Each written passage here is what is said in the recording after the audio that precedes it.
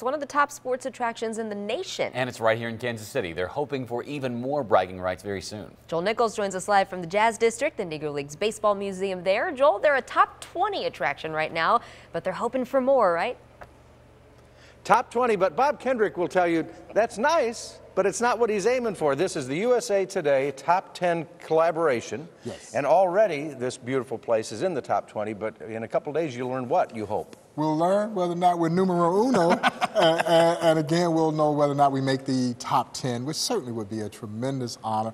If you told me we'd made the top 20, I would have been excited about it. To make the top 10 would be a great honor. But like anyone who's a competitor, and I'm a competitor, you want to be numero uno. You want to be number one.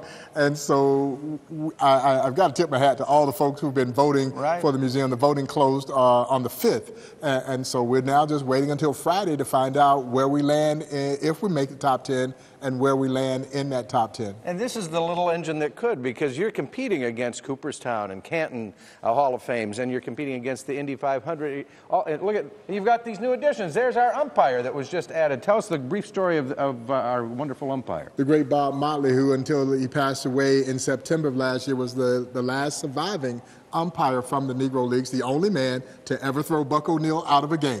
And that night they had to sleep in the same bed, and as Buck would say, I turned my back to that sucker. But they were longtime friends. Bob was one of the co-founders, early co-founders of the Negro Leagues Baseball Museum, and so we were able to add the umpire to complete the field of legends and a lot of other great new additions that we're working on. And we're going to talk about the technology of this coming up in the next half hour or so, but the umpire would say, safe on Friday if this is number one.